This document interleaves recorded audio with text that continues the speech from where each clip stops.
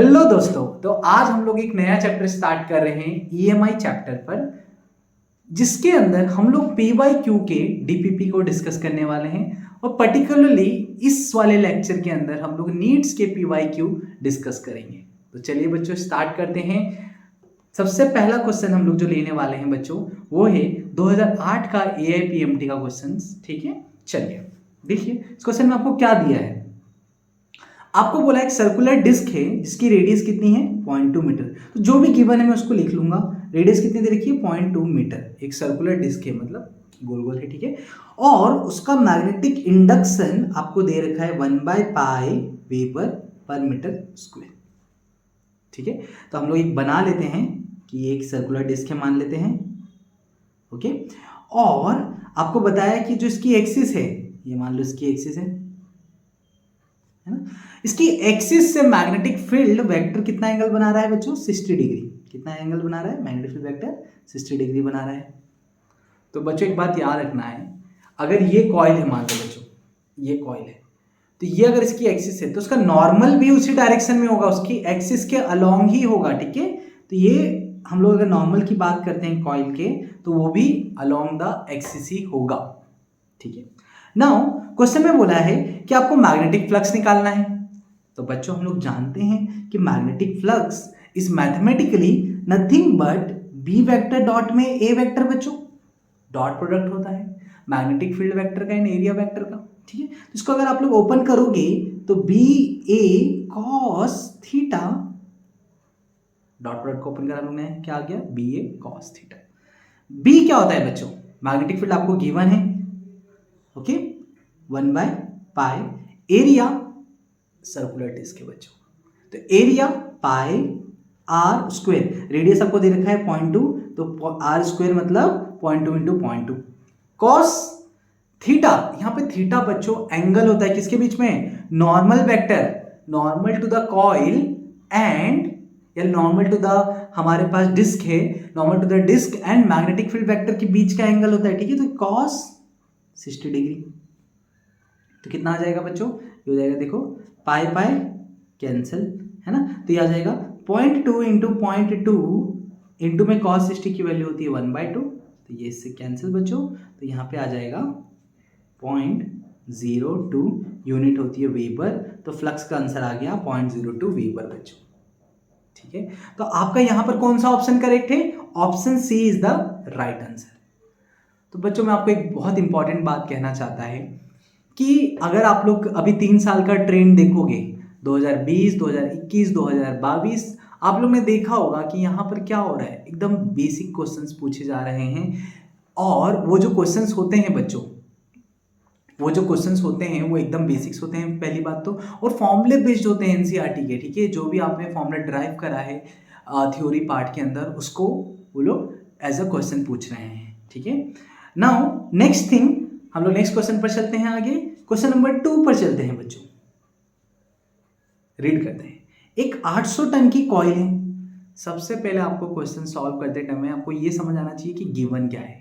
Given समझ आ गया तो दूसरी बात पूछा क्या है, क्वेश्चन पूछा क्या है, क्या सॉल्व करना है, और तीसरी बात फॉर्मूला क्या है। बस 3 स्टेप है, गिवन क्या है, पूछा क्या है, और फॉर्मूला क्या यूज करना है। अगर आपने 3 स्टेप को अच्छे से समझा तो आप यूं ही 80% क्वेश्चन नीट के या सीईटी के या सीयूईटी के आराम से अटेम्प्ट कर पाएंगे।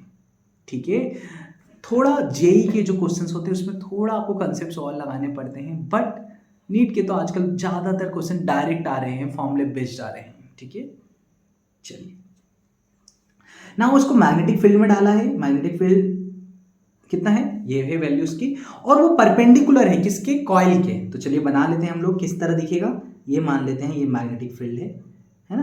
तो जो कॉइल है बच्चों वो कुछ इस तरह रखी गई है ना, कि आप देख सकते हैं कि ये जो मैग्नेटिक फील्ड है वो कॉइल की कैसे है, एकदम बिल्कुल परपेंडिकुलर है ना। ये आपको कॉइल दिख रहा होगा कि बच्चों, तो स्टार्टिंग में ऐसा कुछ दिया हुआ है कि कॉइल के परपेंडिकुलर में मैग्नेटिक फील्ड है। मान लो ये कॉइल है हमारा ना, तो इसके परपेंडिकुलर लाइक दिस ऐसे मैग्नेटिक फील्ड लगी हुई है। ठीक है बच्चों, नाउ मैं आपको एक बात कहना चाहता हूं कि कॉइल का नॉर्मल कैसा बनेगा। ठीक है। तो जिस डायरेक्शन में मैग्नेटिक फील्ड है उसी डायरेक्शन में कॉइल का नॉर्मल भी होगा। ये भी हम बना के अभी से रख लेते हैं, ठीक है। बाद में क्या बोला है कि कॉइल को उन्होंने रोटेट कर दिया, कितने एंगल से, 90 डिग्री से, और कितने सेकंड में करा है, 0.1 सेकंड में कोप्लेनर एक्सिस के अलोंग रोटेट कर दिया 0.1 सेकंड में। तो आपको ईएमएफ पूछा है, तो चलिए हम भी रोटेट कर देते हैं उस एक्सिस के अलोंग। तो जैसे हमने इसको रोटेट करा वो कुछ इस तरह दिखने लग जाएगा बच्चों, ठीक है। सामने आ गया, पहले ऐसा था अब ऐसा हो गया, ठीक है। तो सामने आ गया। नाउ मैग्नेटिक फील्ड का तो डायरेक्शन वही है, लेकिन जैसे आप उसको रोटेट करोगे कॉइल का नॉर्मल सामने को आ गया, मतलब अब ये एंगल बना रहा है आपका 90 डिग्री। स्टार्टिंग में एंगल कितना बना रहा था, नॉर्मल जो कॉइल का वो स्टार्टिंग में एंगल बना रहा था मैग्नेटिक फील्ड के साथ, कितना एंगल बना रहा था बच्चों, 0 डिग्री। स्टार्टिंग में एंगल यहाँ पर है 0 डिग्री, किसके बीच में, नॉर्मल एंड मैग्नेटिक फील्ड के बीच में। अभी कितना एंगल है नॉर्मल और मैग्नेटिक फील्ड के बीच में, 90 डिग्री। और आपसे बोला ईएमएफ निकालो, क्या पूछा है, ईएमएफ क्वेश्चन मार्क है। बस बच्चों इतना ही है। मैं गिवन लिख देता हूँ, नंबर ऑफ टर्न्स है 800, मैग्नेटिक फील्ड की वैल्यू है 5 × 10⁻⁻5 टेस्ला, और आपको बोला कि रोटेट करा है, मतलब कितने टाइम में करा है, 0.1 सेकेंड। तो हम लोग बच्चों ईएमएफ निकालने का फॉर्मूला जानते हैं। फराडे लॉ क्या बोलता है कि ईएमएफ जो होता है वो होता है, क्या होता है बच्चों, ईएमएफ जो फॉर्मूला आप लोग जानते हो, ईएमएफ का फॉर्मूला होता है माइनस में change in flux per unit time. ये 1 टन कॉइल के लिए, यहाँ पे कितने टन से, n टन से 800 दे रखा है, तो n मल्टीप्लाई कर देंगे हम लोग। तो माइनस में n delta phi by delta T is the formula for EMF. ये फॉर्मूला कहाँ से आया बच्चों, फैराडे लॉ से आया। चलिए पुट कर देते हैं। तो EMF n number of turns 800 दे रखा है, change in flux final flux minus initial flux upon में टाइम कितना दिया है आपको, 0.1 सेकेंड। तो चलिए इसको हम लोग सॉल्व करते हैं। तो -800 अपॉन में 0.1, फाइनल फ्लक्स हो जाएगा बी ए, फ्लक्स का फॉर्मूला जानते हो, it is a dot product of magnetic field vector and area vector. तो B A cos theta final theta कौन सा है बच्चों, ये रोटेट कर दिया है तो ये कॉस 90 डिग्री। इनिशियल थीटा कितना है, बी ए कॉस 0 डिग्री, है ना बच्चों, कोई डाउट है इसमें, नहीं। नाउ कॉस 90 बच्चों कितना होता है, बच्चों बताओ कॉस 90 कितना होता है, 0 होता है। तो हमारे पास क्या बच गया बच्चों, ईएमएफ का मतलब माइनस में 800 अपॉन में 0.1 मल्टीप्लाई में माइनस में बी ए कॉस 0 अपॉन में 0.1 है। तो बच्चों कॉस 0 की वैल्यू कितनी होती है, 1 होती है। तो हमारे पास बच गया 800 माइनस माइनस बच्चों प्लस बी ए अपॉन में 0.1। बस मैग्नेटिक फील्ड और एरिया वेक्टर की वैल्यू पुट कर दो, हमारे पास वैल्यूज हैं, आपका आंसर आ गया। बच्चों मैं आपको पॉइंट टू पॉइंट समझा रहा हूँ, आपको इतनी कैलकुलेशन करने की जरूरत नहीं है। जस्ट मैं ये चाहता हूँ कि आपका समझ आए कि हम लोग किस तरह आगे बढ़ रहे हैं। आप लोग डायरेक्ट कर सकते हो ये, ठीक है ना, आप लोग डायरेक्ट जितना स्पीड में कैलकुलेशन करना है करिए, ठीक है, वो आपके लिए होगा। और कैलकुलेशन स्पीड अप करने के लिए हम लोग अलग सीरीज बनाएंगे मैथमेटिक्स की, जहाँ पर आप लोग सीखोगे कैलकुलेशन फास्ट कैसे करते हैं, है ना। लेकिन अभी यहाँ पर जस्ट आपको क्या करना है बच्चों, समझना है कि कंसेप्ट कैसे लग रहा है या सॉल्यूशन कैसे हो रहा है। तो 800 मैग्नेटिक फील्ड कितना है यहाँ पे बच्चों हमारा, 5 × 10⁻⁵ टेस्ला।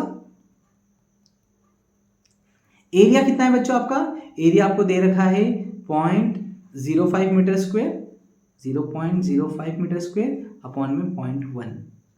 तो बच्चों इसको जब सॉल्व करोगे आप, तो ये देखो ये पॉइंट हटाया हमने, है ना, तो यहाँ नीचे आ गया 100, 2 जीरो के आगे से पॉइंट हटाया, इस पॉइंट को हटाया, ऊपर चला गया 10। तो ये में कितना आ जाएगा बच्चों, ये आ जाएगा 8 5 तो ये आ जाएगा 800 इंटू में 25 इंटू में 10 इंटू में 10⁻⁵ अपॉन में 100। ये कुछ इस तरह दिख रहा है, कुछ कैंसिल हो रहा है बच्चों, हाँ 0 से 0 कैंसिल। ओके नाउ कितना आ गया बच्चों, 25 8 जा कितना होता है बताइए बच्चों, 25 8 जा होता है 200, 200 इंटू 10 2000, ये बच्चों 10 का मल्टीप्लाई कर दिया इंटू 10⁻⁵, ठीक है, इंटू 10⁻⁵। ओके तो ये हो जाएगा बच्चों 2000 अपॉन में 10⁻⁵, मतलब 1 2 3 4 5 जीरो। नाउ 1 2 1 2 1 2 3 से 3 जीरो कैंसिल, ठीक है। बच गया 2/100, दैट इज नथिंग बट 0.02 बच्चों। कितना हो जाएगा ये 0.02, ठीक है। तो ईएमएफ की वैल्यू आ जाएगी 0.02, ठीक है बच्चों। तो यहाँ पे आपके पास ईएमएफ की वैल्यू आ गई 0.02। तो चलिए अभी हम लोग नेक्स्ट आगे की तरफ चलते हैं, ठीक है बच्चों। नेक्स्ट क्वेश्चन पे अब 0.02 वोल्ट आ गया है ना, यूनिट यहाँ पे मैं लिख देता हूँ। और अगर आप लोग ऑप्शन की बात करते हैं तो हमारा ऑप्शन ए करेक्ट है यहाँ पर, ठीक है।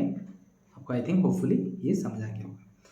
नाउ हम लोग नेक्स्ट क्वेश्चन की तरफ चलते हैं। ये बहुत ही इजी था, बस एक कंसेप्ट पे लगाया है मैंने, बस कैलकुलेशन आपको लंबा करके दिखाया है, इतना लंबा जरूरत नहीं है, ठीक है। तीसरा पार्ट क्वेश्चन बहुत ही अच्छा क्वेश्चन है, देखिए नीट 2016 में आया हुआ है। एक यूनिफॉर्म मैग्नेटिक फील्ड है जिसको रेस्ट्रिक्ट करा गया है आर रीजन के अंदर, ठीक है। और उसमें मैग्नेटिक फील्ड चेंज हो रही है at the rate of time dv/dt, है ना। और एक जो रेडियस है, एक लूप है, उसका रेडियस आर है जो दूसरे को इंक्लोज कर रहा है, और जो दूसरा रेडियस है, दूसरा लूप है जो रेडियस आर का है और वो आउटसाइड है, मैग्नेटिक फील्ड के बाहर है। तो देखो ये वाले में मैग्नेटिक फील्ड बिल्कुल नहीं है बच्चों, नॉट, यहाँ पे कुछ भी नहीं है, मतलब मैग्नेटिक फील्ड इक्वल टू यहाँ पर 0 है। इस केस में एक सर्कुलर छोटे से रीजन में ही बस मैग्नेटिक फील्ड है, ये आर रीजन में, है ना। तो बच्चों आपसे पूछा गया है कि कितना ईएमएफ जनरेट होगा। यहाँ पे मैग्नेटिक फील्ड नहीं है तो फ्लक्स 0 होगा सेकंड केस में, फ्लक्स 0 तो सेकंड केस में ईएमएफ 0 होगा। तो यहाँ पे तो आपको सोचना ही नहीं है, यहाँ पे कोई ईएमएफ ही नहीं होगा। तो या तो फर्स्ट सेकंड ऑप्शन तो एलिमिनेट हो गया, है ना। नाउ इसमें क्या होगा बच्चों, इतने ही रीजन पे मैग्नेटिक फील्ड चेंज हो रही है, एक छोटे से रीजन में मैग्नेटिक फील्ड चेंज हो रही है। तो बच्चों फ्लक्स, अगर मैं फ्लक्स की बात करता हूं तो फ्लक्स किसके अलोंग चेंज हो रहे हैं, तो देखो बी ए, है ना। तो ए क्या हो जाएगा यहाँ पे आपका, हो जाएगा बच्चों ए हो जाएगा, कितने के अलोंग फ्लक्स चेंज हो रहा है, छोटे से एरिया, तो पाई आर स्क्वायर, इस छोटे वाले रीजन के अलोंग फ्लक्स चेंज हो रहा है, तो B A pi are square, ठीक है। तो बच्चों ये इसके अलोंग चेंज हो रहा है, छोटे से एरिया के अलोंग। तो flux magnetic field into area, angle, बच्चों बताओ एंगल। अब देखो बच्चों मैग्नेटिक फील्ड अंदर जा रहा है, ठीक है। तो कॉइल का नॉर्मल होगा वो भी अंदर की तरफ जाएगा, क्योंकि देखिए कुछ इस तरह है, मैग्नेटिक फील्ड अंदर जा रहा है। और अगर हम कॉइल के एक और पेन लेते हैं, मैग्नेटिक फील्ड अंदर जा रहा है। कॉइल का अगर हम नॉर्मल की बात करते हैं, मैग्नेटिक फील्ड अंदर की तरफ जा रहा है, कॉइल का नॉर्मल भी ऐसे है, दोनों सेम डायरेक्शन में है बच्चों। तो एंगल 0 होगा, तो cos 0, है ना। cos 0 बच्चों कितना होता है, ओके, cos 0 कितना होता है, cos 0 होता है 1। तो फ्लक्स कितना आ गया बच्चों, बी पाई आर स्क्वायर, है ना।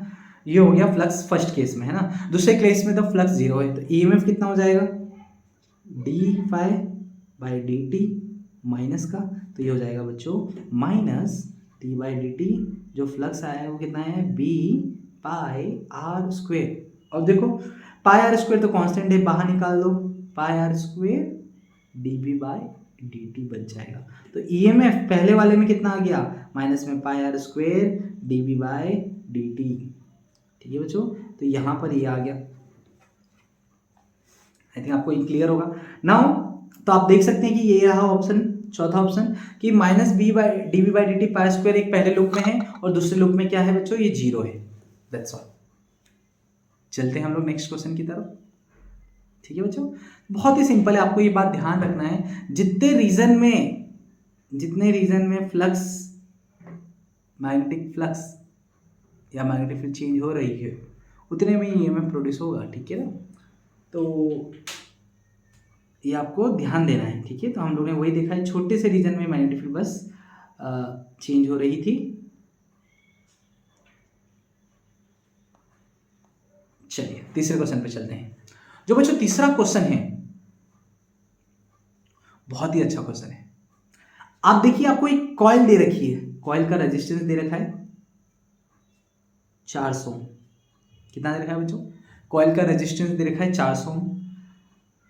आपको फ्लक्स दे रखा है, flux 50t square plus 4, flux दे रखा है 50t स्क्वायर प्लस 4, ठीक है।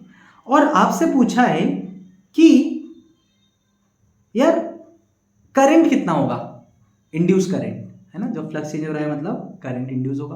तो इंड्यूस करंट पूछा, पहले इंड्यूस ईएमएफ निकालो कितना होगा। ईएमएफ कितना होता है, माइनस में delta phi by delta T,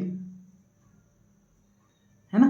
तो हमें करंट निकालना है, ठीक है। साइन का कोई मतलब नहीं, हम लोग इसका मॉड ले लेते हैं बच्चों, है ना। तो हम लोग, आप लोग देखोगे तो ये आ जाएगा ईएमएफ का delta phi by delta T, है ना। या ये बोल सकते हैं, इसी फॉर्मूले को हम लोग जब डेल्टा टी की वैल्यू बहुत छोटी होती है, या इसी फॉर्मूले को हम लोग ऐसा भी लिखते हैं, अगर लिमिट डेल्टा टी की वैल्यू बहुत छोटी है बच्चों, तो ये फॉर्मूला बन जाता है, ये अगर ऐसा होता है बहुत छोटी है, तो इसको हम लोग क्या बोल सकते हैं, D phi by D T, differentiation of flux with respect to time is the EMF. Okay बच्चों, हम लोग ये भी बोल सकते हैं इसको, ठीक है। तो हम लोग इसी फॉर्मूले से अभी कर लेते हैं। तो अभी आप देखिए आपके पास ईएमएफ का फॉर्मूला है, मैं इसको यूज कर लेता हूँ यहाँ पर। तो EMF D phi by D T, flux कितना दिया है 50 टी स्क्वेयर प्लस 4, ये मैंने पुट कर दिया इस फॉर्मूले में। नाउ बच्चों जो 50 है कांस्टेंट है, चलो पहले डिफरेंशिएशन दोनों के साथ अलग अलग कर लो। 50 टी स्क्वेयर प्लस में डी बाई डी टी 4, है ना। अब 50 जो कांस्टेंट है बच्चों वो क्या होगा, बाहर निकाल दो, ठीक है। D by D T square plus D 4 by D T. Now बच्चों ये जो है डी 4 बाई डी टी, ये कांस्टेंट है तो जीरो हो जाएगा, तो नाउ आ जाएगा आंसर 50 टी स्क्वेयर का हो जाएगा 2t डिफरेंशिएशन, इस फॉर्मूले से मैं कर रहा हूँ बच्चों डिफरेंशिएशन, तो बता देता हूँ मैं, D by D X of X to the power n होता है n x की पावर में n माइनस में 1, तो d इसी फॉर्मूले से D by D T of T square कितना हो जाएगा, जो पावर है वो आगे और पावर में कम कर दे रहा है, t की पावर में कम कर देना था, 2 माइनस में 1 मतलब 2t हो जाएगा, तो मैंने यहाँ पे डायरेक्ट लिख दिया। तो हमारे पास ईएमएफ कितना आ गया बच्चों, ईएमएफ आ गया 100t, ठीक है। आपको बच्चों इंड्यूस करंट पूछा है, तो देखो इसको हम ईएमएफ को क्या लिख सकते हैं, ओम्स लॉ की हेल्प से, लिख सकते हैं। तो I इंटू आर 100t, तो हो जाएगा करंट की वैल्यू हो जाएगी 100t अपॉन में r। टाइम कितने टाइम पे पूछा है, t आपको दे रखा है, आपको बोला है बच्चों टाइम कितने पे पूछा है, 2 सेकंड पे पूछा है, तो वैल्यू पुट कर दो। 100 इंटू 2, रेजिस्टेंस की वैल्यू आपको दे रखी है क्वेश्चन में 400 ओम, तो कितना हो जाएगा 100 इंटू 2 इंटू 400 ओम, ठीक है। कितना हो जाएगा बच्चों 200 बाई 400, तो कितना हो जाएगा बच्चों, तो करंट की वैल्यू आ गई 1/2 दैट इज 0.5 एम्पियर। कितना हो गया बच्चों करंट, 0.5 एम्पियर, हमारे पास करंट की वैल्यू आ गई 0.5 एम्पियर। बहुत सिंपल क्वेश्चन था, ऑप्शन ए करेक्ट है। तो पहले आपको ईएमएफ निकालना है फैराडे लॉ का यूज करके, फिर जो इंड्यूस ईएमएफ है वो इंड्यूस करंट इनटू रेजिस्टेंस हो जाएगा ओम्स लॉ के हिसाब से, और जैसे ही आपने ओम्स लॉ लगाया, इंड्यूस करंट का फॉर्मूला निकाला, को पुट कर देना है और आपको आंसर मिल जाएगा। बहुत सिंपल है बच्चों, आपको बेसिक डिफरेंशिएशन इस सवाल के लिए आना चाहिए। डिफरेंशिएशन नहीं आता है तो आप लोग बेसिक मैथ्स की जो वीडियो सीरीज है आप लोग वो रेफर करिए एक बार और वहां से सीख लीजिए, ठीक है।